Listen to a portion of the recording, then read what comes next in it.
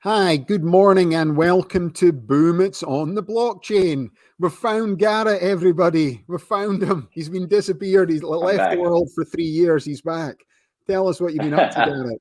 Tell us what you've been up to. Yeah, just it's been a lot of work related stuff, and I've been pretty busy with it's just different family things as well. And we're back here. We are ready to start doing these shows again, and I'm pretty excited.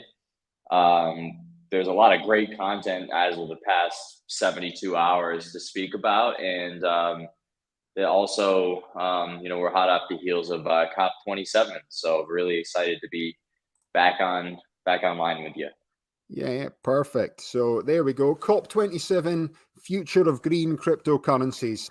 I'll bring in the graph that they love to show straight away then, Garrett. This is what's happening with the world, everybody. Let's have a look. That's basically the temperature for the world. It doesn't look too good, Garrett, if you look at that there. Global temperature trend from 0 when Jesus was born until 2019 AD. And look at it there. It's gone along there. It's sort of moved along, went down a little bit in the 1500s, but look at it. It's skyrocketed up to 2000. And if we don't watch what we're doing right now, Garrett, it's just going to go straight up. The thing you've got to realize, and I know that, this graph, they love to pull this graph out, but you've got to put it in perspective with the world itself. So if we think the universe going back in time is about 13 billion years old, planet Earth is about 4.5 billion years. I know there could be 4.68. It depends on when our specific galaxy and the sun was created, etc. But I pulled another graph out there for people to actually have a look over the last 500 million years. Now, we've gone to climate.gov, so this website's actually from scientists, Garrett, So if we have a look at this right now, and this puts in perspective, and this is why people think, oh, well, the planet, I don't think we can control global warming. This is the first thing. Look, 500 million years ago, the average temperature was essentially over 100 degrees Fahrenheit. So at that moment in time, this was the world without polar ice caps. So when they talk about the world going into sort of glacier movements, and essentially for people to understand is a lot of it's to do when, because the world rotates in an axis. So, and then we go around the sun. So with 365 days, it takes us to go around the sun, and 24 hours it does. But it spins a little bit like that. So it's not a perfect circle, everybody. It's a sort of sphere. So at points in history, we're moving a little bit further away from the sun, and it's only like small degrees, but it makes a huge difference to the temperature. So if we sit and look at that there, Garrett, sort of puts it a little bit more in perspective, because the first graph, we're in at 0.3 degrees. So it looks a bit of a disaster. Look at that. And if we don't watch what we're doing, it's going to go up to 0.6 degrees higher than what it is. But if we look at this one, Garrett, we bring it in there, we're way down here, Yeah, it's really kind of crazy, when you do zoom out and start to look at it. I mean, I'm personally kind of a believer that that there might be a lot of things that we're using nowadays that are unsustainable in the sense of in an economic sense, or there's different kinds of pollution that we see associated with industries. With the air pollution, as it is kind of known within the oil and gas space and everything, that's the number one thing people focus on. They don't focus a lot on the extraction and water pollution, which I think is way more critical to all of our well-being and the well-being of communities that live around these reserves, because water is so crucial to our ability to fish, to do many different things, have clean water to drink. And there's a lot of different ways to kind of look at the pollution aspect. And with COP27, this was interesting because every couple of years, and I was kind of told this by somebody I know with the Houston City Mayor's office that basically told me that, COP26 was big because it was, in the UK. There's a very big mark that made. They had a lot of big attendees, but with COP27, there weren't a lot of people really willing to show up from kind of the Western world. It was a different tone. And I really do think that there's we're kind of going into a phase where I don't think a lot is going to be done in the name of this crusade. Yeah, I think it's, I agree with you there as well, Garrett. I think that the reason I wanted to show these original graphs is to make people realize that we cannot control the temperature. That's just the first thing. We're not going to suddenly get this model whereby suddenly we're going to control temperature. I think what we've got to realize is, at this moment in time, we are here. But as I always think humans are like locusts, and we're munching through everything as fast as we can. And we're eating into the animal kingdom. Because ultimately, during that period of time, if you look at back the history of evolution, the animals were able to move around there as well. So when it got too hot, we were able to go north there as well. But we've now basically eaten into their territories. So there's nowhere for them to go this time. So, you've got these reserves for elephants and things like that in Africa. But before, they just used to traipse all over the world, whatever it is with the environment. So, whatever we are doing, we've got to think of us like locusts, which is one of the first things. I think the other thing, I'll bring this article in that I think is quite interesting as well, Garrett. Let's bring this in. COP27, this is the big one that they're all talking about. Island nations want China, India to pay for climate damage. So now they're wanting to create this fund where everyone who's created the most CO2 emissions has to pay into it, So here we go. I'll just read a little bit from it. This is from Egypt this week in Reuters. Highly polluting emerging economies, including China and India, should pay into climate compensation fund to help countries rebuild after climate change-driven disasters, the Prime Minister of the island nation of Antigua and Barbuda said on Tuesday. So the comments mark the first time that the two nations have been lumped into a list of major emitters that island states say should be held accountable for the damage that's being wrought by global warming. And then we'll just show you a little bit in terms of, where the polluters are right now. So as much as everyone likes blaming the US on pollution, if you currently look at the current pollution, 30% of the world's global CO2 emissions are coming from India. Coming from China. So they've got over 10 million tons of CO2 released. The States is around about half that with 5 million tons. And then India is catching up very quickly with essentially, 2 billion tons it is. 10 billion tons, 5 billion tons. And then Russia's over 1 billion tons, then Japan. The interesting thing that we see with, when you look at India and China, is that they're quite notorious for the smog in the cities, the just unbearable smog. The United States, the only area in the entire US that I know has a significant smog issue is Los Angeles. And so I think it's interesting that we might distribute our pollution so well. I'm not saying that's a good thing, but we distribute it so well. It's decentralized. With the Democrats. You don't really notice There's it. no CO2 emissions, Republicans, people. Oh, wait a minute. They do all the coal mining and that. If you looked from space at CO2 emissions, it's the 10 million people driving around LA stuck in traffic, blasting smog into the environment, as Garrett says, not like two guys living in a field in the middle of nowhere in Kentucky. You know what I mean? So it's like, it's true. So it's people. It's the Democrats create more CO2 emissions than Republicans. Like we've had the midterms, the red wave of the President Trump or ex-President Trump claimed it's more of a sort of didn't happen.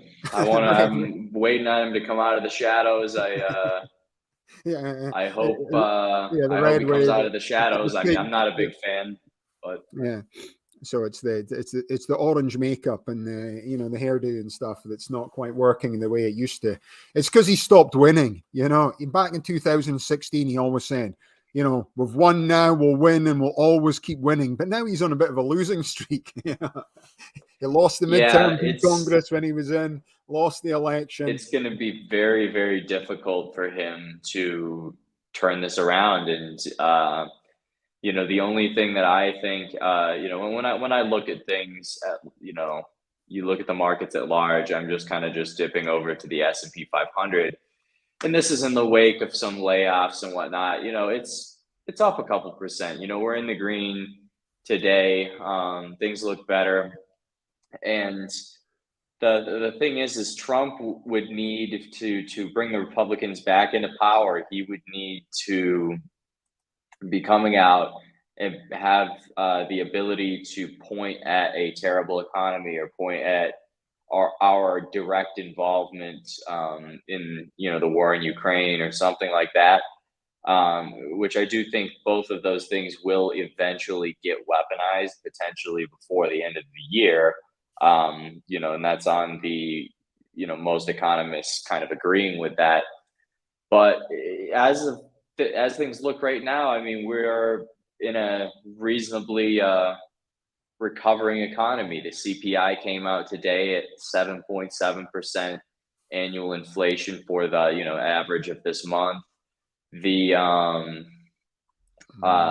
don't know. I think it's going to be. I don't believe next year it's going to be tough. You know. Yeah, I think I'm very much under the assumption that we don't even need to wait till next year. I think that just with the stagnant nature, and you know, they call it stagflation, the stagnant nature of where our economy is at, combined with the telltale signs of a recession, you know, you just have to look to things like tech layoffs and, you know, and war as well. And that's and the inflation is incredibly high. I mean, still not as high as it was in the 1980s, but every little piece of this plays a part in a perfect storm. And that storm, you know, we might be able to delay it, but I don't think we can miss it.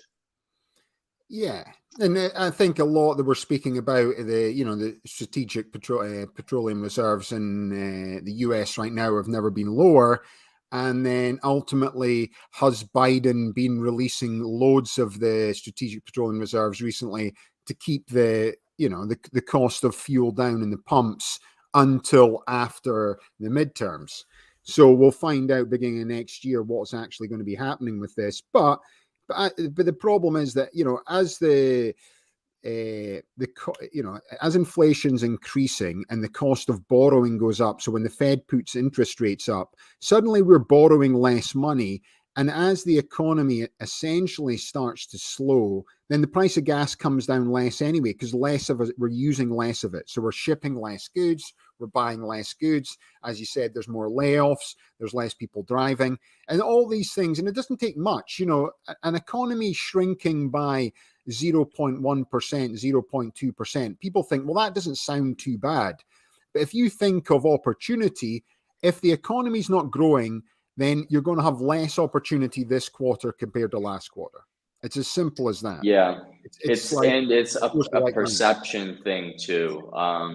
When you have perception of stagnancy or, you know, just backwardation, you're falling back to, you know, numbers of people have seen before, it ends up kind of snowballing in a direction where people start chirping recession, recession, recession. And, you know, you say that long enough, people begin to act the part. So, yeah, plus it is a recession. It's just the White House made an announcement. You know, traditional economics, finance, I went to business school, studied economics. 2 quarters of negative growth is a recession. That's it. You know what I mean? That's the rule. So even though that's what it is. Yeah, even though the US has had 2 quarters of negative growth, it was Biden that made his announcement from the White House. You know, who said 2 quarters of negative growth is a recession? It's not a recession. We don't agree it's a recession. It's just like, well, wait a minute. That's the rules of a recession. Just because you said it doesn't fit in with your policy and look good, you can't say that, which is crazy to me. And then people on NPR, it's like people who listen to NPR, which I normally quite like anyway, it's essentially, you know, 87% liberal listen to that network. So if you're a liberal, you know, it doesn't matter how smart they are. It's a bit like the ones there. They're still giving you an agenda based on who the viewership and the listeners are from that sort of media outlet. And that's how it works, people. So if you get a thing, if you only listen to Fox News, you've got to realize they're biased to the conservatives and Republicans. You know, if you're listening to NPR, they're biased that way. So they're going to push a narrative to make you believe that this is this way and that's this way. That's why you want to go to multiple different media outlets there as well. Bringing up one last one, I wanted to show this one in terms of this is the Extinction Rebel activists glue themselves to Picasso. So this was actually last month on my birthday, October the 9th. But this was in Australia. This is people who used, they decided to stop oil, the Extinction Rebellion that's coming in. They've used petroleum-based products, glue, to glue themselves to Picasso, you know? It's like the other ones through paint and something, stuff like that as well. It's become quite a thing. Yeah, it's like, but again, what's weird about this stuff, and it comes back to what we'll talk about in a second when we're looking at the cryptocurrencies, is it's to do with the narrative, Garrett. So there they are. They've glued themselves to this.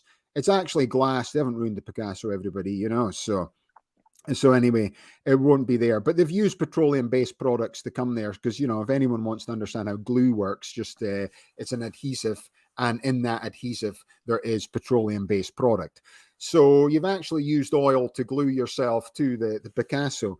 But ultimately, it's like an agenda, and it becomes a bit of a cult, you know, and they're stopping themselves in the road. Oh, we just need to save the environment. We just need to do this. But it comes back to, but they'll still be using Chinese product, which is made from coal. So as we keep saying every single time in this show, Garrett, is if you take a product from China, that product is manufactured using coal power. So why are we not doing more against coal? And why are we not pushing against coal production? When China's opening coal plants, where India's opening coal plants, you know, you've got a choice. You're a consumer. You go into the store. If it says made in China, you should make the assumption, I'm not using that product. It's a bit like Apple. All Apple's products are manufactured using coal power, or over 90% of it. So ultimately, if you've got an iPhone like I do, that's made from coal, everybody. So am I going to use that? I'm not going to sit there and go, well, I don't want to help the environment because they've used coal power to create my iPhone. But you've got to move a bit further forward than this, because it's just like, we're not prepared to speak out against India. We're not prepared to speak out against China. You know, the guy from Antigua is wanting stuff to put in a fund. But essentially, China's come out and said they're not going to do any cutbacks until 2070. So in 2069, President Xi, or President Xi's son, whoever's coming in next in line for the throne over out in China, he might say, well, I'll tell you what, guys, we're not going to make our cutbacks by 2070. We'll wait to 2100. But here's the weird thing about it is they make all our product. So they're the world's factory. See, I don't blame China or India at all. And the people might think, oh, that's outrageous because they use coal production. Why not? They're the world's factory. We're over here in the West. We're wanting to be green. You know, China, you make our product, ship it all over here. CO2 emissions and shipping's massive as well. We get the product that comes here. It's not China's fault. We're placing the orders on Amazon. We want our product. We don't care how it's manufactured. We're doing that. And then, and this sort of curve ball, and this is what really does my head in, I'll tell you what, I'll bring in the next article for this type thing is, you know, let's have a look at, this is the new article we'll bring in right now, which is related to it. So let's talk about Bitcoin. So let's talk about the CO2 emissions of Bitcoin itself. Well, this is Cambridge University, and they've got a new tool that estimates Bitcoin's greenhouse gas emissions. So this is what they've done. This report's come out. I don't know if you've seen it or not at all. So essentially, here it comes in. You know, there have been many claims and counterclaims about Bitcoin's environmental impact, some far-fetched and based on oversimplification. So it's important to realize that the issue of Bitcoin's environmental footprint is more nuanced and complex than a quick glance might suggest. So essentially, they've come up with this here whereby the new tool that Cambridge University has created estimates the current greenhouse gas emissions of 48.35 million tons of carbon dioxide is equivalent to 0.1% of the global greenhouse gas emissions. So this is how much Bitcoin actually creates, 0.1%. So, but we go after Bitcoin, we go after cryptocurrency as if this is somehow going to kill the planet. But there, on the flip side, Garrett, you've got like 30% coming from China. So, and it's incredible that they go after specific things rather than actually go into detail. And the way they've written this article from Cambridge University is it's made out so it's like, well, look at Bitcoin's problems and what they're creating. But ultimately, it's absolutely tiny in the grand scale of things, What are your thoughts on it, Garrett? Yeah, it's one of those things where I think it's blown probably a little bit out of proportion. Some people say that they think Bitcoin will keep being this runaway energy consumer. I don't think so. I think it's probably better off as long as it stays kind of within that range. It's bound to such economic principles that somebody has to create the hardware for mining. Somebody has to be willing to buy it, and the price of Bitcoin has to be in an equilibrium where they're going to break even at some point in the future. However long that ends up being. And that's one of the things that we've seen is I think that there's a successful way for coins to switch to proof of stake, which most have done by now. They've switched to some sort of different validation. We'll bring up this article that you explain. This is the big one that people have seen there, Garrett. This is going from Ethereum. So their energy usage, carbon footprint is down 99.99% after the merge. So just explain what happened here, because that's just highlighting your point with essentially the second biggest crypto. Yeah, it's very cool what they did. They switched to proof of stake instead of having the proof of work mining to create the new coins. And the carbon footprint's down 99.99% after this. Some people argue that Bitcoin could do the same thing. I don't personally think it will come under the scrutiny anytime soon to make that jump. I think that we're at a point in time that the price of Bitcoin is low enough and the difficulty is high enough that, for instance, it's really not worth it for a lot of miners to keep the lights on and pay for the electricity. That's the thing at the end of the day. Electricity costs money, and these miners will be forced to capitulate. They're forced to capitulate their coins to pay for the electricity or whatever other expenses. And, we're really to a point where,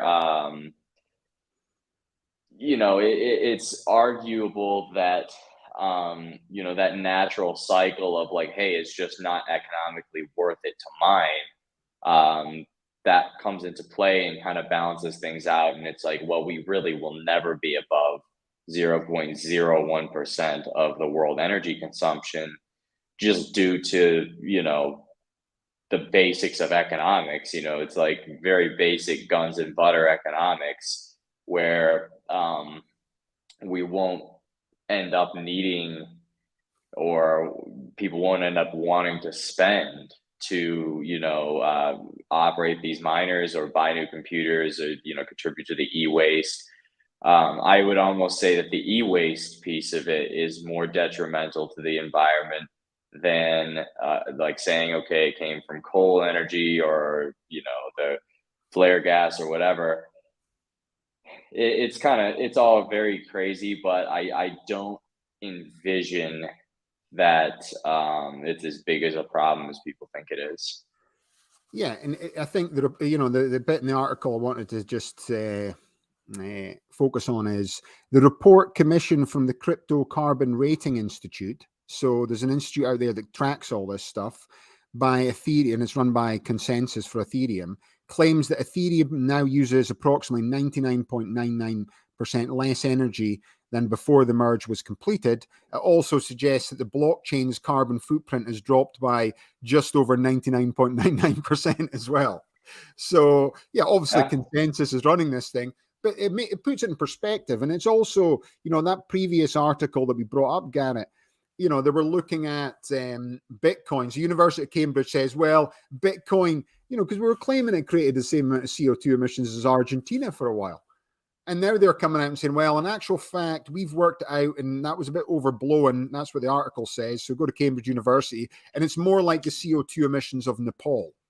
So that puts it in perspective. So suddenly Bitcoin's not creating the same CO2 emissions as Argentina. It's more likely creating the same CO2 emissions as Nepal. But what we're starting to see is with this proof of stake model that we're now creating so much less CO2 emissions as well. So essentially, the blockchain and cryptocurrency going forward isn't going to be creating the same amount of CO2 emissions as first feared. And then you think, why were they actually saying that to us in the first place? And then the other one, I'll just bring in their article quite now as well. And this is the big Spanish company in terms of the energy company. They've got a section, Iberdrola, about green cryptocurrencies on their website. And essentially, what are green cryptocurrencies and why are they important? So now they're starting to talk about this in terms of big energy companies. They're focusing on this. People think cryptocurrencies aren't here to stay, but now they're looking for, in order to minimize the carbon footprint associated with the first digital currencies, alternative models with low environmental impact have been developed. And these are the so-called green cryptocurrencies. And that's what Ethereum does as well. So now you've got the big energy companies focusing on this as well, Garrett. So it just goes to show you it's so topical out there, and it's putting things into perspective. And people know the blockchain's coming in and it's going to be there for the future. And ultimately, this scaremongering in terms of the general public reading a few articles on there, doing zero research. And now you've got the big energy companies. You've got essentially one of the biggest universities in the world now tracking this. You've got Consensus running sort of carbon institutes in terms of crypto mining. So all this information is analyzed. And when you put it in perspective with, the other energy emitters and carbon emitters we've got, ultimately crypto and blockchain is tiny. So it's not changing the world here, people. That's the whole point of what's coming there as well. So the future of green cryptocurrency, it's already here. And, the planet increasing its temperature, what crypto is going to be doing to it is going to be so small, it's actually going to have zero to little impact, whereby if we continue to get all our goods and services manufactured from coal production in places like China and India, whatever you're doing back in Scotland's making very, very little difference. So let us bring on the next article today then, Garrett. I'll bring it in just now. You can just talk about it, and then I'll update here we go.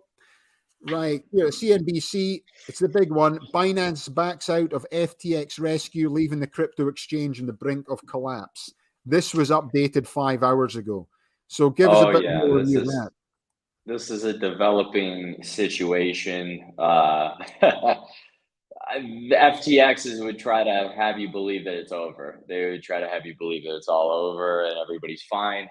But the reality of this is, I think, quite different. I think that it's not over. I think that they are being exposed for a lot of the stuff that they did. That founder, Sam Bankman-Fried, I mean, he was, kind of a guy that you look at it, you want to see this guy win. That was kind of the look that he had given to the world. People put him out there as like the Mark Zuckerberg of crypto. He was, I think, the youngest billionaire last year or something like that. 32 billion, it said.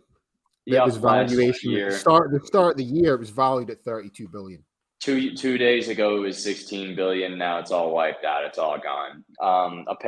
Allegedly. So it's one of those things where this guy, regardless of what people say about the practices of the company and all this stuff, and I know that it's corruption at its finest, actually.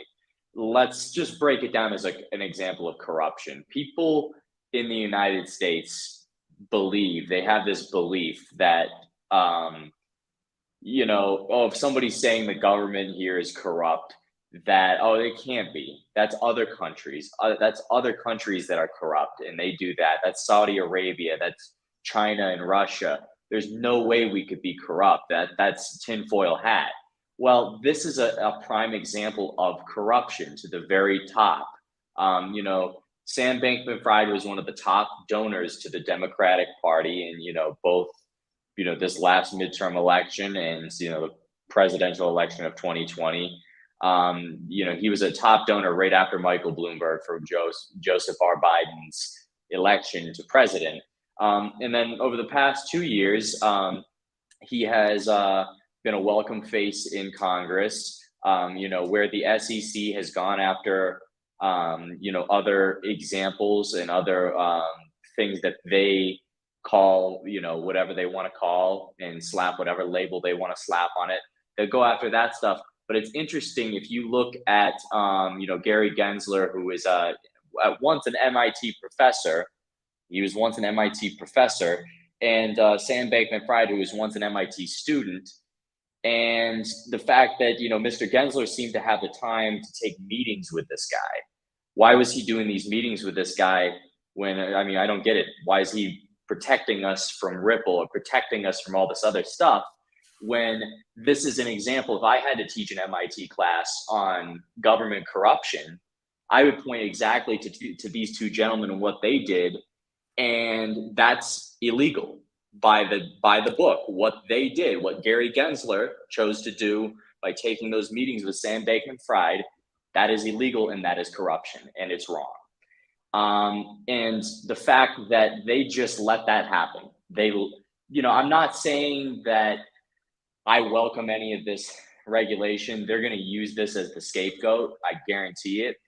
But, and they've said the CFTC and the SEC have both said FTX is in their lens now, that it's in their crosshairs. But I will almost guarantee you, because of the runaway corruption, it happens with the Republicans too. I don't agree with either side. It happens in any form of government.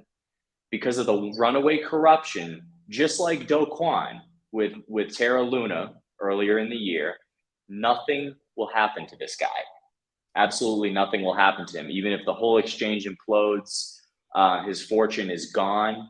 He might walk away with a cool $1 billion and not a single, nothing that really affects him. So it's interesting to pick it apart. And when you look at that and take all of that and put it to the side because it's opinions, you look at what it's done to the price. We've never retraced a previous all-time high. We went to 15.9K Bitcoin yesterday, and it's back up to 17 now. But the big gaping hole and the big gaping question here is, if you're Tom Brady and Stephen Curry, you're probably wondering the same thing. Where the hell is my money? You're probably waking up today like, well, okay, the price is back up again or whatever. But if you were a customer of FTX like these gentlemen, you're probably wondering, okay, where is my money? And it's a bringing Tom Brady right now. Yeah, it's a big question from many people today. Apparently, Sam Bankman-Fried is among one of those people, but a lot of people are wondering, customers of FTX, where the hell is my money?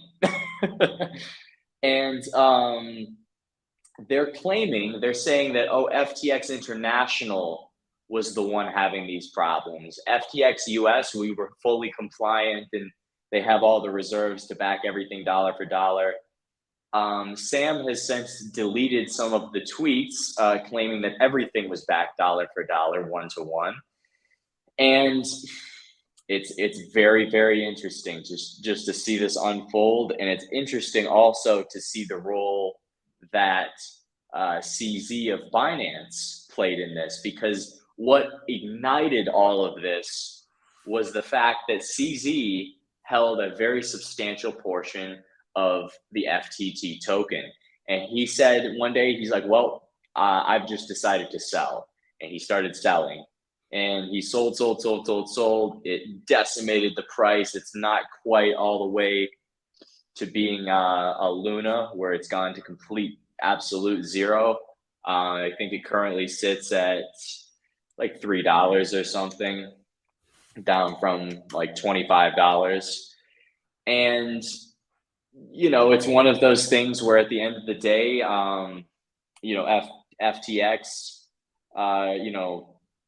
it would be to actually do anything here. You have to look at the situation, because this is a great example. And if I was teaching a course on this, if I was teaching a course on just straight pure government corruption and what it is, I would say, if you look at this situation, and if I gave a multiple choice and I'm like, well, what would a non-corrupt government do, a non-corrupt administration do? And you gave the students the choice. Well, they would go and they would arrest everybody. You would have the regulators get arrested along with their co-conspirators at FTX. And then also, in some cases, politicians. Everybody would go, and you'd get new politicians, new regulators, and then everybody would be vindicated from that. The people would be vindicated, right? Option number two is that, okay, the regulator just turns on this guy, their donor, their previous donor that they happily took money from. And, maybe this guy has some dirt on them and he spews it off or whatever, but they shut him up and they find a way to put the guy in jail, and the regulators and the corrupt politicians sit there and, they say, bad, look at this example. And then C, which is the most corrupt, B is a middle corruption. C is the most corrupt. And this, I'm going to tell you, I like it that it's C, because this is most likely to happen in this particular circumstance. Nothing happens to anybody. FTX kind of fades away into the shadows. Sam Bankman-Fried rides off into the sunset with $1 billion. That's probably what happens. I'm not saying that's right or wrong. I'm just saying that, like, if I was to teach a course and I was pointing to what corruption is, that's what it is. And that's probably what's going to happen here. Yeah. So yeah, exactly. So it's like, where's Binance's position in it when they were one of essentially the biggest holder of FTX? Yep. And then it comes into the argument where FTX kind of lightly alleges, they're like, well, Binance does the same thing. Binance just prints money with their stable coin, with BNB. And they're probably, yes, and the reason that they can do that and get away from it, get away with it, is China. They're backed by China, and China is corrupt. China. So it's like, yeah. So then again, you think of China having such a huge control on the crypto market, even though they come out and say, we're not able to mine Bitcoin in China. And last week I was speaking about the new digital yen, and we were looking at all these other international digital currencies, digital dollar, digital euro. They're all got the white papers out. They're reporting that the digital yen has been involved in 22 million of transactions already, and nearly all other countries' digital currencies are essentially running 5 years behind the digital yen. So if you're thinking about it from that perspective, people, it's like they're already the leader in the space in crypto and digital, bar none. Forget about everyone else is talking here. And then B, they've got Binance, which is essentially the biggest, crypto exchange in the world, run from China. They're leading the way with their digital currencies. And we've got FTX, which was essentially set up here in America, but it's got international jurisdiction when the second arm, collapsing, and they're needing to get propped up. Actually, no, the interesting thing, you'd be surprised. The interesting thing is they're actually not. They were originally set up in Hong Kong. FTX was in Alameda Research. Sam went to Hong Kong, got his residency in Hong Kong. He left the US. And so how's the US part of it then coming in then? So how the because it comes to say, got it. We're behind the curve. The US is behind the curve and what's going on here. And they moved it to the Bahamas. They moved their operations from Hong Kong to Bahamas. And then within the Bahamas crypto structure, they created two products, FTX International and FTX US. And their claim is that only FTX International is insolvent and FTX US is fine because they followed all the rules. Yeah. So that's what we need to get these token exchanges blasting people. You know, the government needs to basically encourage investment into blockchain in the same way they're doing. And in India right now, the amount of kids they're putting into blockchain and education is unbelievable. Millions and millions and millions of them are doing blockchain degrees. When here it's just like people, you know, that's never going to take off. It's not backed against anything. It's like, you just look what's happening in the world of finance globally. And the US is just like dropping further and further behind, which is like worryingly a position whereby they should be taking the lead on this right now. And as a case, we need to move forward with this. And, you know, we spoke about tokens. I was looking at some of the older podcasts we did with Ron. We were speaking about this as well. But ultimately, you know, what you're saying, Garrett, is the whole world's moving into this digital currencies. The whole world, China, we're talking about China doing so much stuff. And the US, because of where we are in the market space, is we're not going to, it's like we're missing out on this adoption. And all you're doing is you're giving away more and more and more. Yes and no. And here's where I would say no is there's a good point. If you distill it to the very fundamentals, the US government has complete control still over Bitcoin, over anything. Yeah, it's got the because you look at what happened with the case of if you look up the James Zong seizure of $3.3 billion worth of Bitcoin, which actually happened a year ago. They just released it now, though, the news about it now.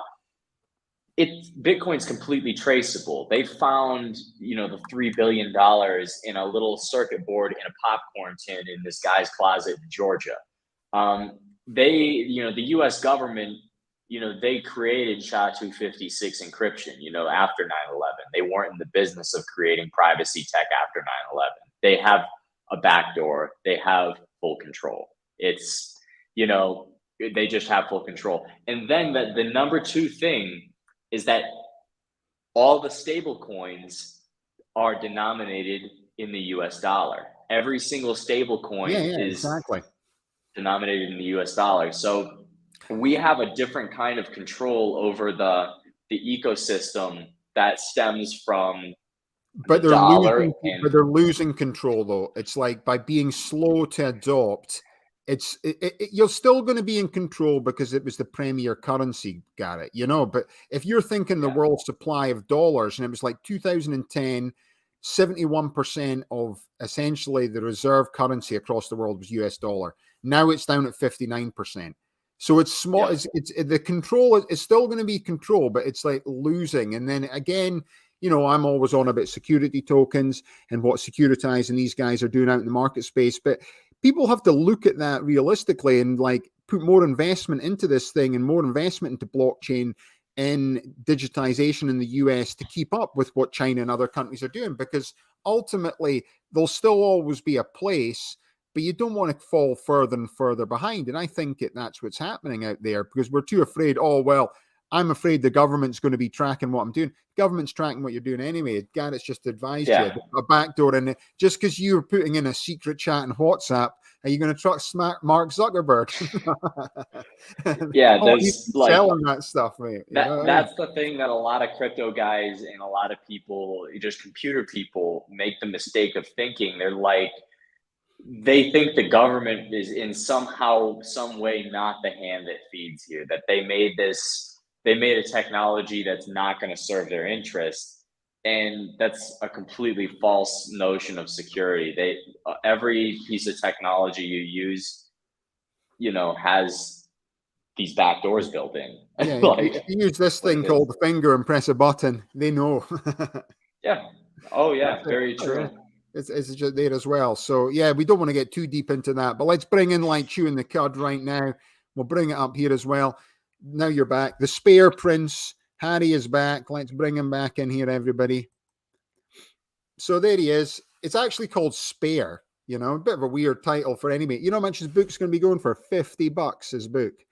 So he's obviously, after getting back in, the Queen died, went back over there, you know, keeping the title going. He's releasing a new book, Garrett, and this book's going to, you know, dish more dirt on the royal family, and it's called Spare because he's the Spare Prince.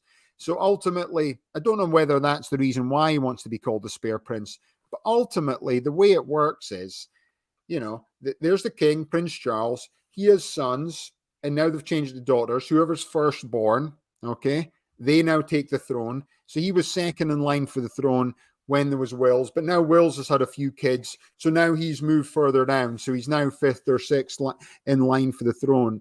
And then his kid will be even further, it's about 18th in line for the throne. So it goes down quite quickly when you're doing this.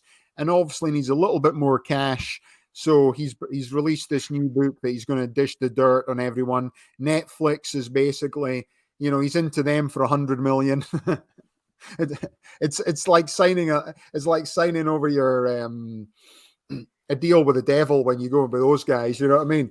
Apparently, he's not happy with the new Crown series. What's happened, but Netflix. Yeah, he's gone the full route of the American way: turn on, tune in, and sell out. There he is anyway. So there he's coming out anyway. Well, it's $50 if you want to get the hard copy. I had a quick look at what they're doing with Amazon. If you want it, he's actually reading the book to you as well, so you can get it on Google.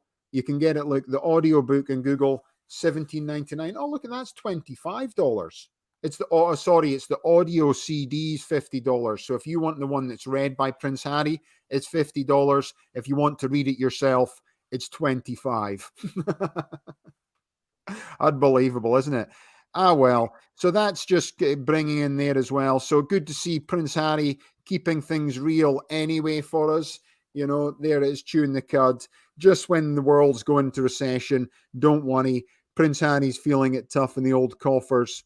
He'll be able to get that. I read that Prince Charles is now worth around about 400 million. It's not bad, actually. The crown jewels, he's got a lot of stuff that he obviously doesn't put into the pot in terms of his valuations, But anyway, instant cash. Harry's got a few quid himself, 25 million his mother gave him, and then some extra cash that he's picked up with his Netflix and his Spotify deals that he's doing. And now he's doing this. Prince Harry, the Duke of Sussex, reveals all in his latest book of slagging off the royal family one more time. He's actually got nothing else he can talk about, really. Is there anything else Prince Harry talks about that's interesting to you? Honestly, I don't follow it that closely. I just know that he's kind of the other brother. They kind of cast him to the side. They don't really want him to be part of things anymore. So yeah, he left and moved to Hollywood. He's the Hollywood prince and stuff like that as well. That's good anyway, Garrett. So great to have you back on the show. We're coming up to our 50 minutes anyway, which is usually the target time. We spoke. Yeah, I got to jump. So in crypto, we spoke about Binance and FTX. We've got a few guests lined up for the next 3 weeks as well. So the guests are piling in. If you want to appear on the show, come on there. We'll talk about yourself. We'll talk about your project, and we'll get your, essentially influence and updates on the cryptocurrency market space.